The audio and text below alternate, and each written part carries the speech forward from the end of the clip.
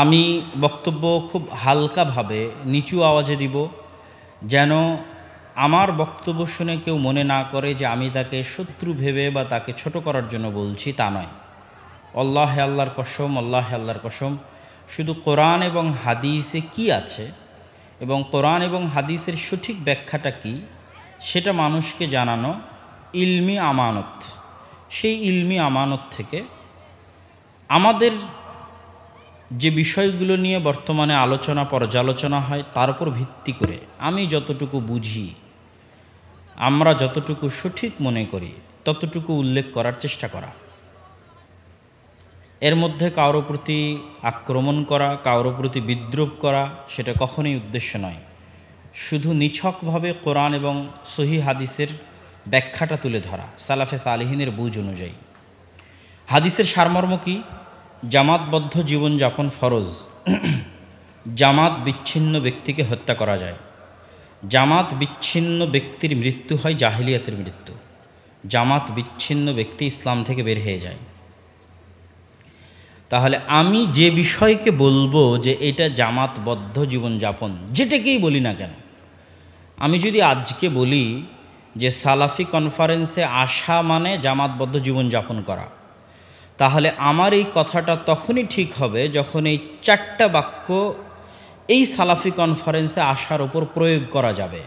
যেমন আমি যদি বলতে পারি সালাফি কনফারেন্সে আসা ফরজ, সালাফি কনফারেন্সে আসবে না যে তাকে হত্যা করা যাবে, সালাফি কনফারেন্সে আসবে না যে তার জাহিলিয়াতের মৃত্যু হবে, সালাফি কনফারেন্সে আসবে না যে সে ইসলাম থেকে বের হয়ে যাবে, যদি এই কথাগুলো বলা যায় দলিলের আলোকে, কোরআন সুন্নাহর আলোকে, তাহলে সালাফি কনফারেন্সে আসা জামাতবদ্ধ জীবনযাপন।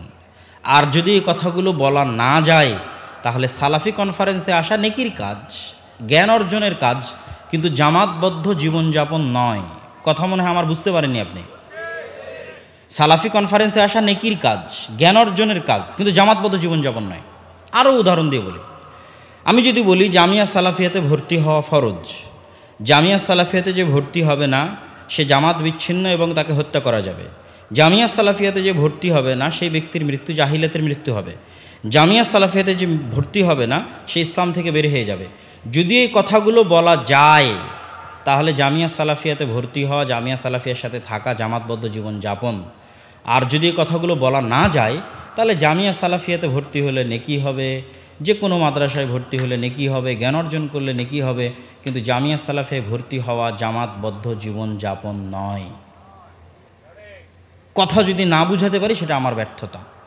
কিন্তু কোরআন এবং হাদিসের যেটা সঠিক একদম স্পষ্ট কথা, আল্লাহর নবী বলে গেছে, তার উপর আপনাকে খাপ খাওয়াতে হবে। আমি শুধু হাদিসের অনুবাদ করলাম, যে 4-5টা হাদিস পড়লাম, তার উপর খাপ খাওয়ান। এইবার আমি আমাদের উদাহরণগুলো দিয়ে আপনার কাছে সহজ করে নিলাম। এবার একটু অন্যদের উদাহরণ দিয়ে আপনার কাছে আরেকটু সামনে আগাই। কেউ যদি বলে জামাতি ইসলামে যোগদান করা ফরজ, জামাতি ইসলামে যোগদান না করলে তাকে হত্যা করা যাবে, জামাতি ইসলামে যোগদান না করলে তার জাহিলিয়াতের মৃত্যু হবে, জামাতি ইসলামে যে ব্যক্তি নাই সে ইসলাম থেকে বের হয়ে গেছে। যদি এই কথাগুলো জামাতি ইসলামের ক্ষেত্রে প্রয়োগ করা যায় তাহলে জামাত ইসলামে যোগ দেওয়া জামাতবদ্ধ জীবনযাপন। আর যদি এই কথাগুলো জামাত ইসলামের ক্ষেত্রে প্রয়োগ করা না যায় তাহলে জামাতি ইসলামে যোগ দেওয়া যদি কোনো বাতিল বা অন্য কিছু না থাকে নেকির কারণ হতে পারে, কিন্তু জামাতবদ্ধ জীবনযাপন নয়। কথা কি আমার বুঝতে পারছেন আপনারা? আমি কি বুঝাতে পারছি? এবার চলেন আরও অন্য একটা দলের নাম বলি, তাবলিগ জামাত। যদি বলেন তাবলিগ জামাতে যোগ দেওয়া ফরজ, তাবলিগ জামাতে যে যোগ দেয়নি তাকে হত্যা করা যায়, তাবলিগ জামাত থেকে যে বিচ্ছিন্ন থাকবে সে জাহিলিয়াতের মৃত্যু হবে, তাবলিগ জামাত থেকে যে বের হয়ে যাবে সে ইসলাম থেকে বের হয়ে যাবে, যদি বলা যায় তাহলে তাবলিগ জামাতের সাথে থাকা জামাতবদ্ধ জীবনযাপন। আর যদি বলা না যায় তো তাবলিগ জামাতে যোগ দেওয়া নেকির কারণ হতে পারে যদি দলিলে প্রমাণিত হয় তাদের আমল এবং আকীদা, কিন্তু কখনোই জামাতবদ্ধ জীবনযাপন হতে পারে না। ওটাই জামাতবদ্ধ জীবনযাপন যার পরে কথাগুলো বলা যাবে, কেন এই কথাগুলো আল্লাহর নবী জামাতবদ্ধ জীবনযাপনের জন্য বলেছেন। এইবার আমি আমাদের আহলুল হাদিস এবং সালাফি আলেম ওলামার সম্মানে আমি আমাদের কোনো কারো নাম উল্লেখ করলাম না, কিন্তু আপনি এই উদাহরণ থেকে প্রয়োগ করে নিতে পারবেন যে কেউ যদি দাবি করে যে এইটার সাথে থাকা জামাতবদ্ধ জীবনযাপন এবং তার জন্য এই হাদিসগুলো প্রয়োগ করে, তাহলে এই জিনিসগুলো, এই হুকুমগুলো তার উপর আরোপ করতে হবে। এই হুকুমগুলো যদি আরোপ না করা যায় তাহলে ওইটার সাথে থাকা জামাতবদ্ধ জীবনযাপন দাবি করা একটা মিথ্যা দাবি এবং হাদিসের উপর অত্যাচার। আমি বলেছি আসমানের নিচে জমিনের উপর সবচেয়ে মাজলুম হাদিসগুলোর এক হাদিস হচ্ছে জামাতবদ্ধ জীবনযাপনের হাদিস। এবার আসেন, জামাতবদ্ধ জীবনযাপন যেহেতু ফরজ, সেহেতু জামাতবদ্ধ জীবনযাপনকে অবশ্যই সার্বজনীন হতে হবে। জামাতবদ্ধ জীবনযাপন যেহেতু ফরজ, সেহেতু জামাতবদ্ধ জীবনযাপন করাটা অন্য কারো ইচ্ছার উপর নির্ভরশীল হওয়া যাবে না। কি বুঝলেন? আমি বলি, সালাত আদায় ফরজ, তো পৃথিবীর যে কোনো প্রান্ত থেকে মানুষকে সালাত আদায় করতে পারতে হবে, নাহলে ফরজ মানুষ আদায় করবে কেমনে? যদি আমি সালাত আদায় করতে না পারি পৃথিবীর যে কোনো প্রান্ত থেকে, তাহলে ফরজটা আদায় করবে কেমনে? দুই, যেহেতু সালাত আদায় ফরজ, সেহেতু কারো ইচ্ছার উপর নির্ভরশীল হবে সালাত আদায় করাটা, যে ভাই উমুকে আমাকে অনুমতি দিলে আমি সালাত পড়তে পারবো, উমুকে অনুমতি না দিলে সালাত পড়তে পারবো না, তাহলে ফরজ আমি আদায় করবো কেমনে? তাহলে এটা কারো ইচ্ছার উপর নির্ভরশীল হওয়া যাবে না, এটা ফরজ। জামাতবদ্ধ জীবনযাপন ফরজ, অতএব এটা হবে সার্বজনীন। পৃথিবীর যে কোনো প্রান্ত থেকে যে চাইবে সে জামাতবদ্ধ থাকতে পারবে, থাকতে পারতে হবে যেহেতু ফরজ, এবং কারো ইচ্ছার উপর নির্ভরশীল হওয়া যাবে না। তাহলে এটা কেমনে ফরজ হবে? মানুষ কেমনে এটাকে আদায় করবে? আল্লাহ কোনো কিছুই আরেকজনের ইচ্ছার উপর নির্ভরশীল করে দেয়নি, মানুষের নিয়তের উপর নির্ভরশীল করে দিয়েছে।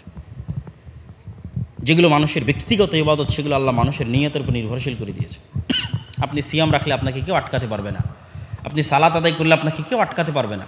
কিন্তু আপনি যদি বলে দেন যে জামিয়া সালাফিয়াতে যুক্ত হওয়া জামাতবদ্ধ জীবনযাপন আমি আপনাকে আটকাতে পারবো না, কথা বলে না যে আমি আটকাতে পারবো না, পারবো, তাহলে এটা কিসের জামাতবদ্ধ জীবনযাপন যে ফরজ আদায় করার জন্য আমার স্বাক্ষরের মুখাপেক্ষী থাকতে হবে আপনাকে?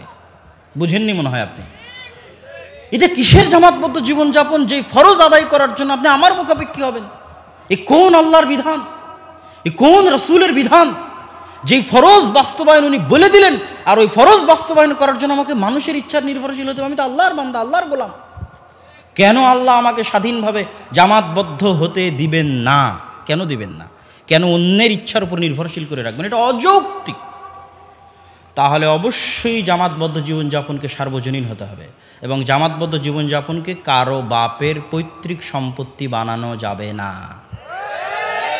কোনো প্রতিষ্ঠানের পৈতৃক সম্পত্তি বানানো যাবে না, কোনো ব্যক্তি, গোষ্ঠী, দল, সংগঠন, ফাউন্ডেশন, সংস্থা, দেশ, কোনো আলেম, কোনো শায়েখ কারো পৈতৃক সম্পত্তি বানানো যাবে না।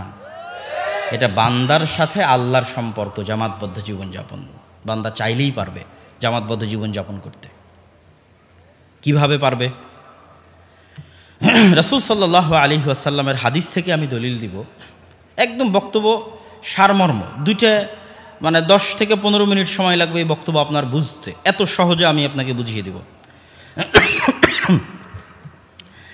দুটো বিষয়ের মাধ্যমে আপনি জামাতবদ্ধ থাকতে পারবেন। এক, দুটোরই পিছনে দলিল দিব। এক, 5 ওয়াক্ত সালাতে জামাতবদ্ধ থাকা। 2, রাষ্ট্রের আনুগত্যে থাকা। প্রথমত 5 ওয়াক্ত সালাতে জামাতবদ্ধ থাকার দলিল দেই।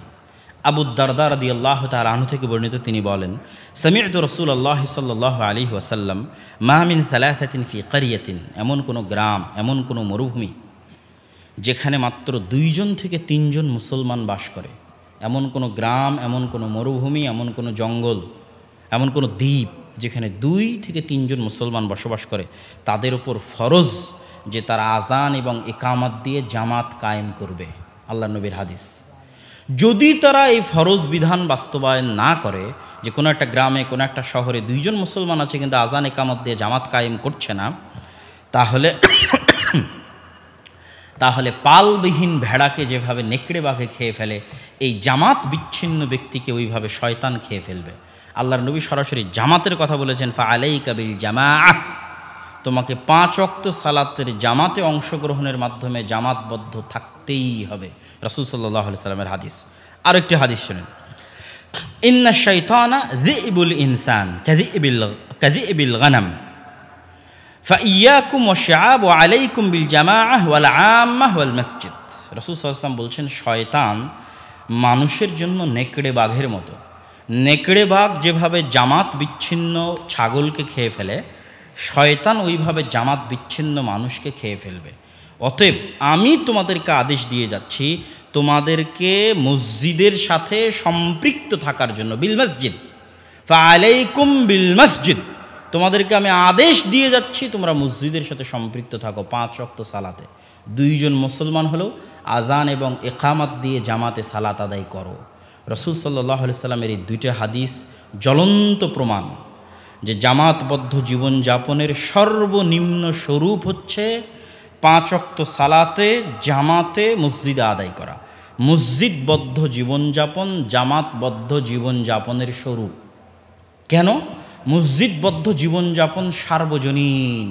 রাসূল সাল্লাল্লাহু আলাইহি ওয়াসাল্লাম বলে দিয়েছেন, জুইলাত লিয়াল আরজু মসজিদা, এই পৃথিবীর পূর্ব থেকে পশ্চিম, উত্তর থেকে দক্ষিণ আমার উম্মতের জন্য মসজিদ। বলেন আল্লাহু আকবার। মানে পূর্ব পশ্চিম উত্তর দক্ষিণের কোনো 2 জন মুসলমানকে কোনো মায়ের সন্তান জামাতবদ্ধ জীবনযাপনে বাধা দিতে পারবে না যে আজান এবং ইকামত দিয়ে জামাত কায়েম করবে। এবং আমি আরও স্পষ্ট করে বলি আপনাকে বুঝার সুবিধার্থে, যে মনে করেন আমি তাবলিগ জামাতের আমির, মনে করেন আমি জামাত ইসলামের আমির, মনে করেন আমি জামাত ইসলামের রুকুন। আমি আবারও বলছি, আমি তাবলিগ জামাতের ভাইদের কষ্ট দেওয়ার জন্য নয়, জামাত ইসলামের ভাইদের কষ্ট দেওয়ার জন্য নয়, আমাদের ভাইদের সম্মানে আমি তাদের নাম বলছি না, আপনাদের বুঝার সুবিধার্থে বলতেছি অন্যদের নাম উদাহরণ হিসেবে।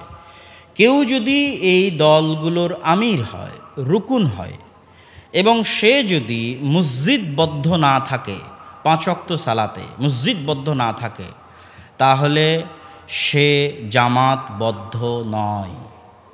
কথা মনে হয় বুঝতে পারেননি? তাহলে সে জামাতবদ্ধ নয়। আর মনে করেন আমি আপনি আফ্রিকার জঙ্গল, ইউরোপের কোনো দেশ, কোনো অজানা অচেনা কোনো জঙ্গলে 2 জন মুসলমান বাস করে, আজান এবং ইকামত দিয়ে জামাত কায়েম করে। আর যদি অন্য কোনো ভুল ত্রুটি না থাকে, তাহলে দুনিয়ার কোনো দল, দুনিয়ার কোনো সংগঠন ওই ব্যক্তিকে জামাতবদ্ধ জীবনযাপন করেনি এই অপরাধে জান্নাতে যেতে বাধা দিতে পারবে না। ও সবচেয়ে বড় জামাতবদ্ধ জীবনযাপনকারী যে আজান ইকামত দিয়ে 5 ওয়াক্ত সালাত জামাতে কায়েম করেছে। একদম উদাহরণ দিয়ে পরিষ্কার করে দিলাম যে জামাতবদ্ধ জীবনযাপনের সর্বনিম্ন স্বরূপ 5 ওয়াক্ত সালাত মসজিদে। 2,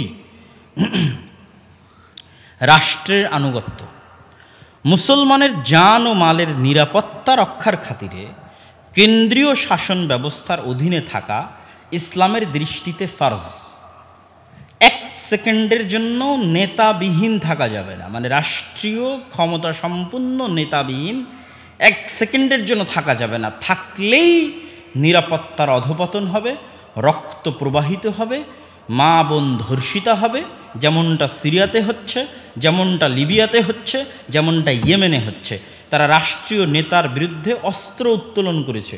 অস্ত্র উত্তোলন করাতে নিরাপত্তা ধ্বংস হয়ে গেছে। ধ্বংস হওয়াতে ইহুদি খ্রিস্টানের হাতেও অত মা বোন ধর্ষিতা হয়নি, অত মুসলমান হত্যা হয়নি। 1 মুসলমানের হাতে যত মুসলমান নিহত হচ্ছে, বলে নাউজুবিল্লাহ। এই জন্য কেন্দ্রীয় শাসন ব্যবস্থা ফরজ। তাহলে যেখানেই কেন্দ্রীয় শাসন ব্যবস্থা আছে, আপনি বাস সেটাকে মেনে নিলেন, এটার জন্য কারো কাছে যাওয়া লাগবে না, কারো কাছে কিছু করা লাগবে না, আপনি মেনে নিলেন, তার বিরুদ্ধে অস্ত্র উত্তোলন করলেন না, আপনি জামাতবদ্ধ আছেন।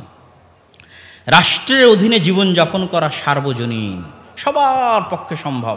যে পৃথিবীর যে প্রান্তে আছে যে কোনো মুসলমান তার উপরে থাকা কেন্দ্রীয় শাসন ব্যবস্থাকে মেনে নিল, ও জামাতবদ্ধ আছে।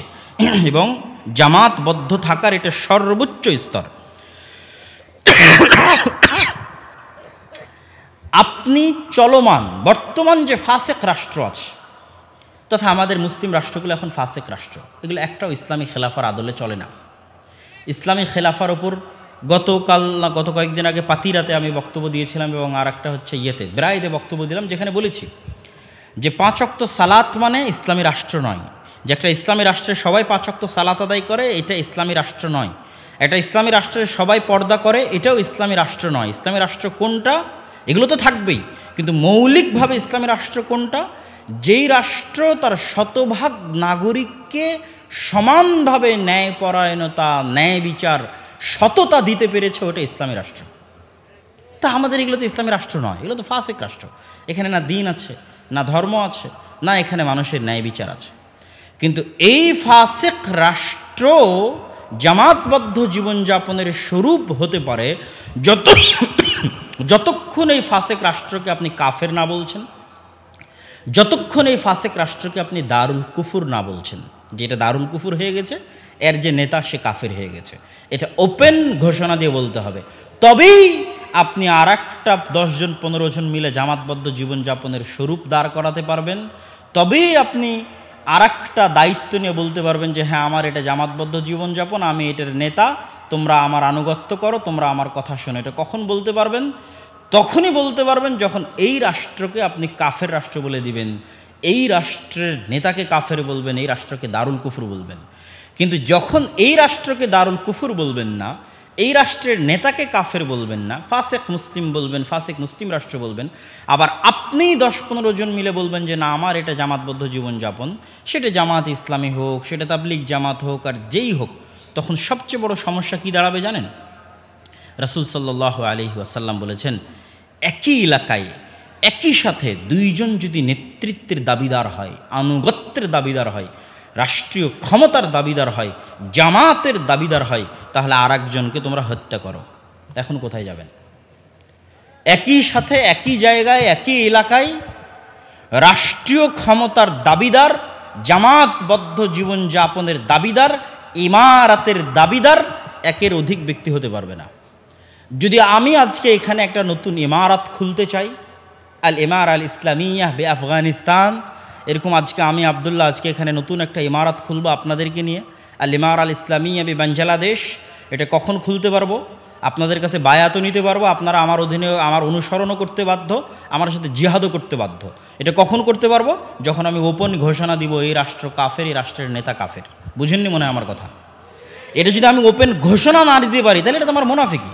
ঘোষণাও দিতে পারছি না, আবার আমি আর একটা জামাত কায়েম করে রেখেছি যে আমি এটা আমার সাথে থাকলে তোমরা জামাতবদ্ধ জীবনযাপন করবো, আমার আনুগত্য করা তোমাদের জন্য জরুরি, যেমন আল্লাহ রাসূলের আনুগত্য করা জরুরি। এটা একসাথে দুইটা যদি হয়ে যায়, রাসূল সাল্লাল্লাহু আলাইহি ওয়াসাল্লাম বলেছেন আর একজনকে হত্যা করতে হবে। আর জামাতবদ্ধ জীবনযাপনের যে রাষ্ট্র, এই রাষ্ট্রের যিনি দায়িত্বশীল হবেন, যিনি দাবি করবেন যে আমি এই জামাতবদ্ধ রাষ্ট্রের একজন প্রাইম মিনিস্টার বলেন, আমির বলেন, প্রধানমন্ত্রী বলেন, মালিক বলেন, বাদশাহ বলেন, ওয়াজির বলেন, অবশ্যই তার হুদুদ বাস্তবায়ন করার ক্ষমতা থাকতে হবে।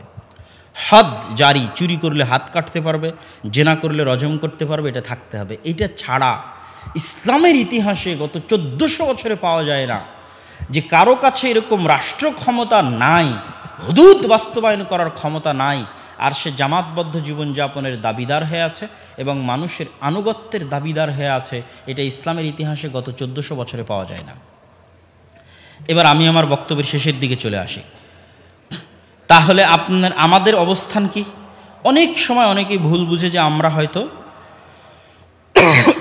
সংগঠন বা দল বিরোধী কথা বলি।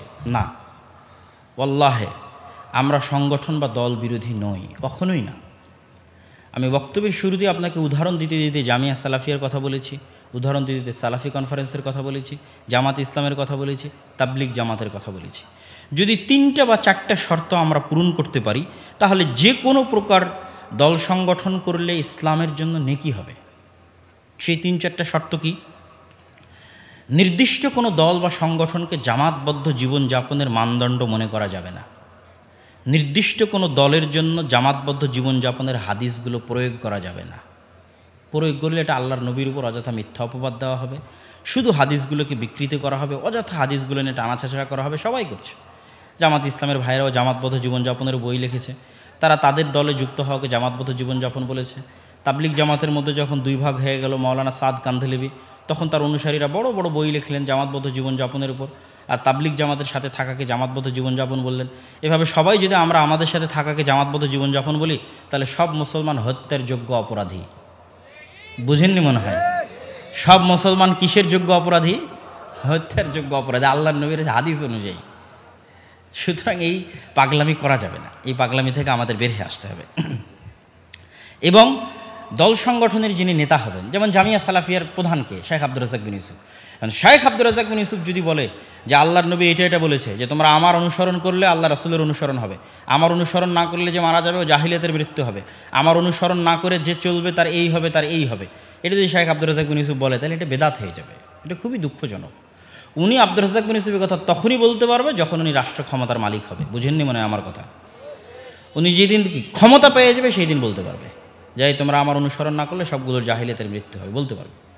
এই মুহূর্তে উনি এই কথা বলতে পারবেন না এবং ওনার জন্য আল্লাহ রাসূলের এই হাদিসগুলো প্রয়োগ করতে পারবেন না। করলে এটা আল্লাহ রাসূলের হাদিসের উপর অত্যাচার হবে, জুলুম হবে।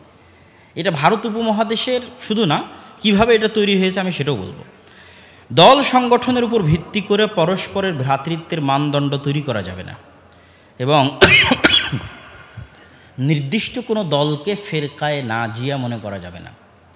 ফেরকায়ে নাজিয়া হচ্ছে মুক্তিপ্রাপ্ত জামাত, ৭০ এবং ৭২টার মধ্যে একটা মুক্তিপ্রাপ্ত জামাত। এই মুক্তিপ্রাপ্ত জামাতের অন্তর্ভুক্ত হওয়ার জন্য আমার কারো ইচ্ছার প্রয়োজন নাই, কারো অনুমতির প্রয়োজন নাই। বুঝেননি মনে হয় যে আমি কারো ইচ্ছার অনুমতি পেলে আমি মুক্তিপ্রাপ্ত জামাতের অন্তর্ভুক্ত হব। মানুষের রচিত কোনো গঠনতন্ত্র মানলে আমি মুক্তিপ্রাপ্ত জামাতের অন্তর্ভুক্ত হব।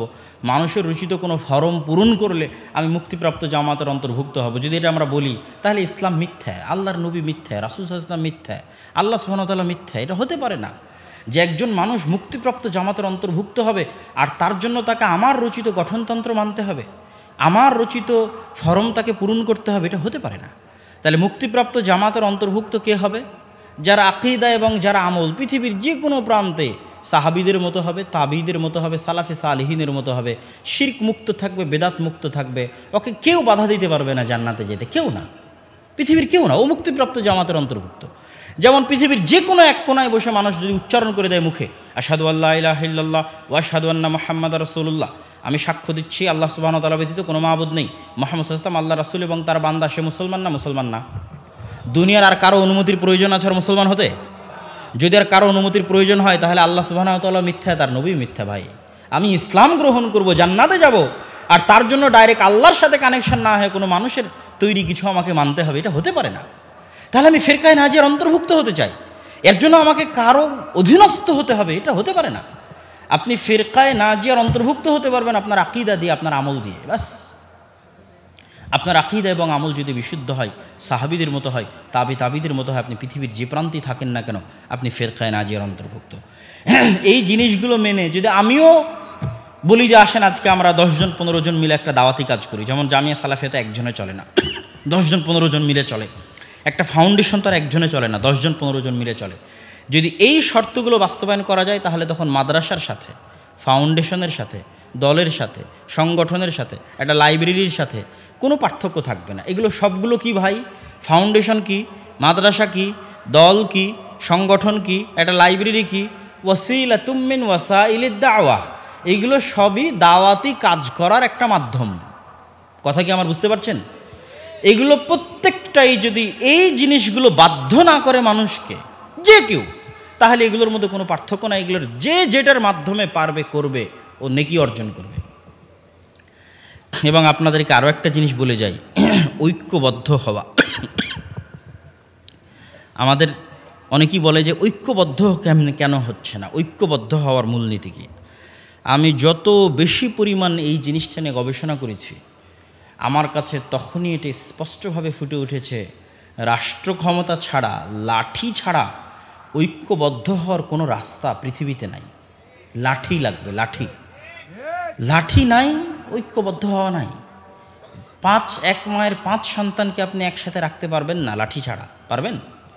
যদি আপনার কাছে রাষ্ট্র ক্ষমতা থাকে, লাঠি থাকে, তবেই পারবেন। লাঠি এবং রাষ্ট্র ক্ষমতা না থাকলে পারবেন না। এবং এই মূলনীতি, লাঠি নাই, রাষ্ট্র ক্ষমতা নাই, তারপরে ঐক্যবদ্ধ হতে হবে, এটা সালাফদের যুগে ছিলই না। আয়েশা রাদিয়াল্লাহু তাআলা আনহা তার ঘরে বসে দার্স দিচ্ছেন, আবু হুরায়রা মসজিদে নববীতে দার্স দিচ্ছেন, আনাস বিন মালিক বসরায় দার্স দিচ্ছেন, আব্দুল্লাহ বিন আব্বাস মক্কায় দার্স দিচ্ছেন, আব্দুল্লাহ বিন আমর ইবনুল আস মিশরে দার্স দিচ্ছেন, আব্দুল্লাহ বিন মাসউদ কুফায় দার্স দিচ্ছেন। এক একজনের ফতোয়া এক রকম। তো এনারা কি বিচ্ছিন্ন না ঐক্যবদ্ধ? বলেন কেন ঐক্যবদ্ধ বলেন তো? জি, আচ্ছা, আকিদা মানহাজ ঠিক আছে। আরেকটা কে কি যেন বললেন? আরেকটা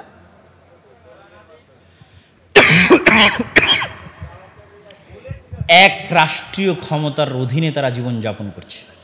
বুঝেননি মনে হয়। ওমর রাদিয়াল্লাহু তাআলা আনহু খলিফাতুল মুসলিমিন, আবু বকর খলিফাতুল মুসলিমিন, ওসমান খলিফাতুল মুসলিমিন, আলী খলিফাতুল মুসলিমিন। এই এক খলিফার অধীনে আয়েশাও আছে। এই এক খলিফার রাষ্ট্রীয় কেন্দ্রীয় শাসনের অধীনে আব্দুল্লাহ বিন আমর ইবনে আল-আসও আছে। এই এক খলিফার অধীনে আব্দুল্লাহ বিন মাসউদ ও কুফায় আছে। এই এক খলিফার অধীনে আব্দুল্লাহ বিন আব্বাসও মক্কায় আছে। এদের ফতোয়া যতই ভিন্ন হোক, এদের দাওয়াতি কাজ যতই ভিন্ন হোক, এরা ঐক্যবদ্ধ কেন? এদের কেন্দ্রীয় শাসন ব্যবস্থা এক, এবং ওটা জামাতবদ্ধ। ওটাই জামাতবদ্ধ জীবনযাপনের মানদণ্ড। এটার আরও একটা ছোট্ট উদাহরণ আপনাকে দিই। আবু বকর রাদিয়াল্লাহু তাআলা আনহু যখন যাকাত অনাদায়কারীদের বিরুদ্ধে যুদ্ধ ঘোষণা করলেন, ওমর রাদিয়াল্লাহু তাআলা আনহু বললেন, এরা তো সব কালেমা পড়েছে, কেন এদের হত্যা করবেন? আবু বকর রাদিয়াল্লাহু তাআলা আনহু বললেন, এরা যদি ওই রশিও না দেয় উটের, তো ওই রশির জন্য এদের হত্যা করবো, আমি যুদ্ধ করব। কেন? আবু বকর হচ্ছে খলিফাতুল মুসলিমিন, উনি এক খলিফা হিসেবে তার অধীনে রাষ্ট্র চালাচ্ছে। এই খলিফার আনুগত্য যে করবে না, ওর জন্য এবার আল্লাহ রাসূল বলছেন এই হাদিসগুলো। খালি এই হাদিসগুলো শুনেন, এই আগের হাদিসগুলোও মিলান আর এই হাদিসগুলোও মিলান, যে এই হাদিসগুলো রাসূল সাল্লাল্লাহু আলাইহি ওয়াসাল্লাম এই খলিফার জন্য বলতেছে। ইন্নামাল ইমামু জুন্নাতুন ইউকাতালু মিন ওয়ারাইহি, রাষ্ট্রের নেতা ইমাম হচ্ছে ঢাল, তার পিছনে থেকে জিহাদ করতে হবে। রাষ্ট্রনেতা না থাকলে জিহাদ হবে না। তাসমা তুতির, রাষ্ট্রের নেতার আনুগত্য করো। ওয়াইন জুরিবা জাহরুক, যদিও সে তোমার পিটাই। ওয়াউ খিদা মালুক, তোমার মাল কেড়ে নেয়, তবুও তুমি তার অনুসরণ করো। মান আতাকুম ও আমরুকুন জামিয়ে, তোমাদের মধ্যে একজন নেতা আছে, রাষ্ট্রনেতা, এমত অবস্থায় কেউ যদি এসে তোমাদের মধ্যে ফাটল তৈরি করতে জনকে তোমরা হত্যা করো। ইদা বুই আলী খালিফাতাইন, যদি একই সাথে দুইজন খালিফা, দুইজন আমিরের দাবি করে, আরেকজন খলিফা আরেকজন আমিরকে হত্যা করো। রাসূল সাল্লাল্লাহু আলাইহি ওয়াসাল্লাম বলছেন, মান কারিহা, কেউ যদি তার রাষ্ট্রনেতার পক্ষ থেকে অপছন্দনীয় কিছু দেখে, ফালিয়াসবির, সেজন্য ধৈর্য ধারণ করে। ফা ইন্না লাইসা আহাদুম মিনান নাসি খারাজা মিনাস সুলতানি শিবরান, কেননা মানুষের মধ্যে কেউ যদি কেন্দ্রীয় শাসন ব্যবস্থা থেকে এক বিঘত পরিমাণ বের হয়ে যায়, ফামাতা আলাইহি, তাহলে কেন্দ্রীয় শাসন ব্যবস্থা থেকে এক বিঘত বের হয়ে গেল, ও জাহিলিয়াতের মৃত্যুবরণ করবে। মান আতা আমিরি, যে ব্যক্তি রাষ্ট্রের নেতা খলিফার অনুসরণ করবে, ফাকাদ আতা আনি, সে আমার অনুসরণ করবে। অমান আসা, আর যে ব্যক্তি রাষ্ট্রনেতা রাষ্ট্রের খলিফার অনুসরণ করবে না, সে আমার অনুসরণ করবে না। কত হাদিস নেবেন, কিতাবুল ইমারা, সহি মুসলিম অধ্যায়গুলো সব কিতাবুল ইমারায় আছে। আর আগের হাদিসগুলো তো পড়লেনি। জামাতবদ্ধ নাই যে তাকে হত্যা করা যাবে, জামাতবদ্ধ নাই যে সে জাহিলিয়াতের মৃত্যু হবে। তাহলে এখন আবু বকর রাদিয়াল্লাহু তাআলা বলছে তোমাদের যাকাত আমার কাছে দিতে হবে। এখন কেউ যদি বলে আমি আপনার কাছে দিব না, তাহলে ও কি হয়ে গেল? বলেন তো কি হয়ে গেল? জামাত বিচ্ছিন্ন হয়ে গেল। কি হয়ে গেল? জামাত বিচ্ছিন্ন হয়ে গেল। ও খারিজি। ভাই, আমরা খারিজি বলি কেন? খারিজি মানে খারেজ আনিল জামা, জামাত থেকে বের হয়ে গেছে। খারিজি মানে খারেজ আনিল জামা, জামাত থেকে বের হয়ে গেছে। আলী রাদিয়াল্লাহু তাআলা রাষ্ট্রনেতা, ওর বিরুদ্ধে যুদ্ধ করবে, তাহলে সে খারিজি না? জামাত থেকে বের হয়ে যায়নি?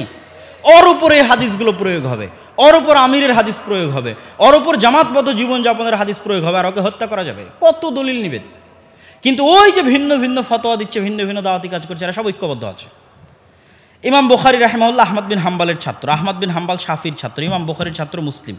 তা আহমদ বিন হাম্বাল চাইলে তো বলতে পারতো, আহমদ বিন হাম্বালের আর এক ছাত্র ইমাম আবু দাউদ, আবু দাউদ, বুখারী, মুসলিম, তোমরা সব আমার মাদ্রাসায় দার্স দিবা, আমি যে মসজিদে দার্স দিচ্ছি এখানেই দার্স দিতে হবে, এখানে যদি দার্স না দাও তাহলে তোমরা বিচ্ছিন্ন। বুঝেননি মনে হয় আমার কথা? তো তাতে তিনি করলেন না। ইমাম বুখারী আহমদ বিন হাম্বালের কাছে পড়ে চলে গেলেন নিশাপুরে, চলে গেলেন বোখারায়। বোখারা থেকে ওনাকে বের করে দিলে, উনি আসলেন নিশাপুরে। নিশাপুর থেকে ওনাকে বের করে দিল, এই তো রাস্তার মধ্যে ওনার মৃত্যুবরণ হলো। তারপরে ইমাম আবু দাউদ বাগদাদ বসরায় দার্স দিতে লাগলেন, ইমাম মুসলিম তার নিজ শহরে দার্স দিতে লাগলেন। যে যার মতো সেখানে দার্স দিচ্ছে, এবং এক একজনের সাথে আরেকজনের মতভেদও হচ্ছে, কিন্তু তারপরেও ওরা জামাতবদ্ধ আছে। কেন জামাতবদ্ধ আছে বলেন তো? এক কেন্দ্রীয় খলিফা শাসন ব্যবস্থার অধীনে আহমদ বিন হাম্বলও জীবনযাপন করতেছে, ইমাম বুখারীও জীবনযাপন করতেছে, ইমাম মুসলিমও জীবনযাপন করতেছে। ওরা সব ঐক্যবদ্ধ। রাষ্ট্রের বাইরে, লাঠির বাইরে ঐক্যবদ্ধ হওয়ার কোনো থিওরি ইসলামে এখন পর্যন্ত দলিলের আলোকে কেউ খুঁজে দিতে পারবে না। বাস্তবে সম্ভাবনাও হবে না, সম্ভব নয়, অসম্ভব। বরং কি হবে? ঐক্যবদ্ধ কি? আপনি আকীদা এবং মানহাজ এক, আপনি আরেকজনের বিরুদ্ধে মারামারি করছেন না, আরেকজনকে গালিগালাজ করছেন না, আরেকজনকে ছোট করছেন না, তাহলেই আপনি এক রাষ্ট্রীয় ব্যবস্থার অধীনে থাকার জন্য ঐক্যবদ্ধই আছেন, জামাতবদ্ধই আছেন। আর 5 ওয়াক্ত সালাতে মসজিদে যাচ্ছেন, জামাতবদ্ধই আছেন। তাহলে এবার আপনাদেরকে বলি যে কেন এইভাবে একত্রিত হয়ে দাওয়াতি কাজ করার প্রবণতাটা আসলো কখন, এই ভুলটা আমাদের বিরনে ঢুকলো কিভাবে। যতদিন ইসলামী খেলাফা ছিল, যতদিন এই যে ওসমানীয় খেলাফত পর্যন্ত 1914 সালের আগ পর্যন্ত, 1900 সালের আগ পর্যন্ত আপনি খুঁজে দিতে পারবেন না, দেখাতে পারবেন না যে পৃথিবীর কোনো দেশে কোনো আলেম ওলামা দাওয়াতি কাজ করার জন্য একটা একত্রিত হয়ে কমিটি করে দল তৈরি করেছে, সংগঠন তৈরি করেছে, খুঁজেই পাবেন না। তার মানে করা যাবে না আমি এটা বলছি না, আমি শুরুতেই বলেছি করা নেকির কাজ।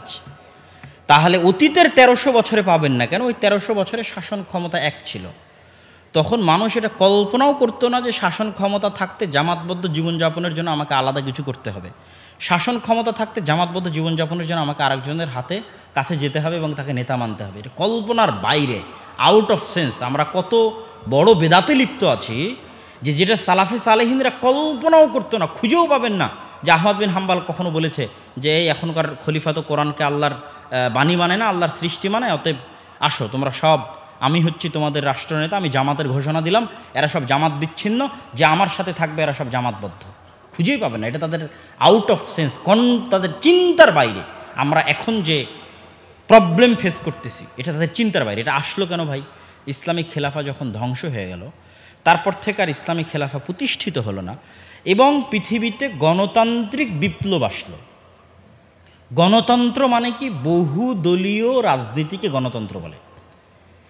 ইসলামে বহুদলীয় শাসন ব্যবস্থায় বিশ্বাস করে না। বোঝেননি মনে হয় যে একটা রাষ্ট্রের দল আর একটা বিরোধী দল, এরকম কোনো শাসন ব্যবস্থা ইসলামে আছে? দলীয় শাসন ব্যবস্থা বলেও ইসলামে কিছু নাই।